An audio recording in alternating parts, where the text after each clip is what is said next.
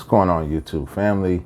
Welcome back to rebirthedu.com. It's your host, Kendrick, aka Oso the Great, coming back again with the next installment of Rich Dad Poor Dad. So, where we left off, we learned the first lesson that the rich do not work for money. Then, second lesson, why it's so important to be financially literate.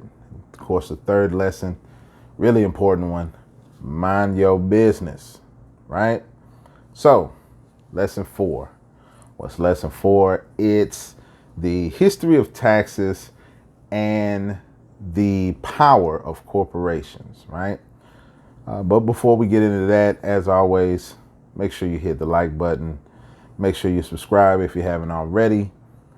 And share this with your friends and family, man. Anybody need help with their budget, hit me up. That's what I'm here for. It doesn't cost you a dime, and I got your back, all right?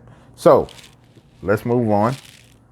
The power of corporate. Well, first let's talk about a smidget of the history of taxes, right? So taxes, there didn't used to be taxes at all here, but they would use taxes to fund wars and things like that.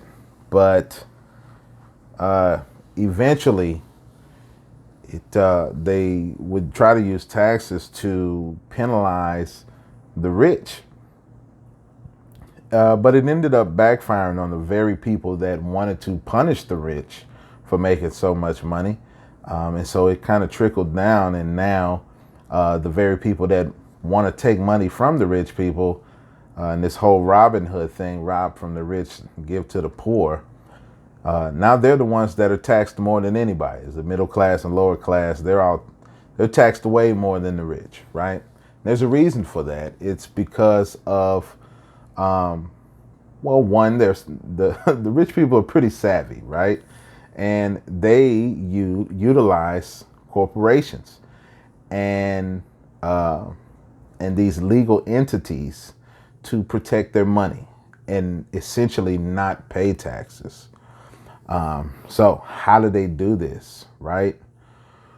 Well, first and foremost, they understand the laws around taxes, right? Because keep in mind, it's not how much you make, it's how much you keep. Okay. And these guys are really good at keeping it. So I'll give you an example of something that corporations and legal entities can do in a way that you can understand, right? So we'll use real estate for an example. If you purchase a property, you flip it and you sell it, and let's say you make $100,000 profit, just to make the numbers simple.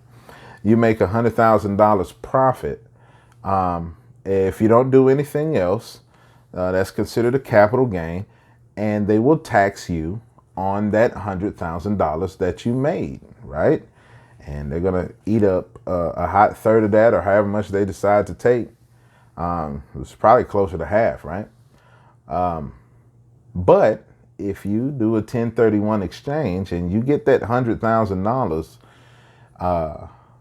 of pre-tax dollars and you invest that in another property, you don't have to pay taxes on that money until the next year. But if you continue to do that each year, you'll never pay taxes, right?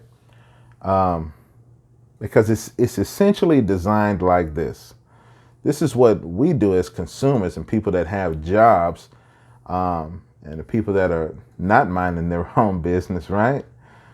We work and we get a check, then we pay taxes immediately, and then we spend what's left. So we earn, pay taxes, spend what's left.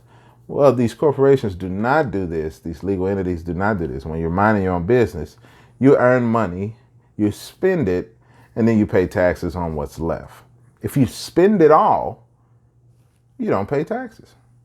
That's it in a nutshell. Now, it can be way more complicated than the way I'm explaining it. Just putting it away so that you understand the importance of protecting your money, right? When you're in the business of minding your own business, it is important for you to protect your money, right?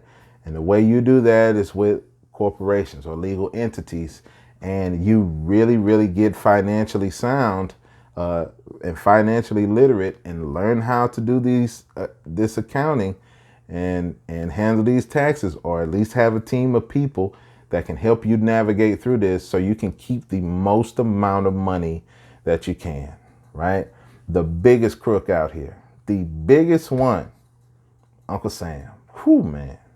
That's the worst uncle I ever had, man. He don't be at the family reunions or nothing. You know, he just, man, I'm telling you, man, that dude will rob all your pockets if you let him, right? So, legal entities, corporations, LLCs, the whole shebang. That's how you protect your money. So when you're minding your business, whether it's real estate or you have you started another business, or you're investing in businesses, or whatever you got going on that's going to bring you some positive cash flow in the asset column. This is how you protect your assets. Okay. So if you guys got any questions, I know it could be a little bit complicated. I'm definitely not a tax expert, but I do understand the importance of that's why we have the LLCs. That's why we have all those things, so that we can protect the money that we have coming in, right, in the asset column. So if you got any questions, hit me up in the comment section, or send me an email, or shoot me a text, man. Go to rebirth-edu.com. They got my information in there, man. You can hit me up directly, and we can chop it up, man. You know, and if I don't know the answer, I'll find it, because that's what we do, right? So hit me up if you got any questions, and remember to keep minding your business and learn how to protect your money, all right?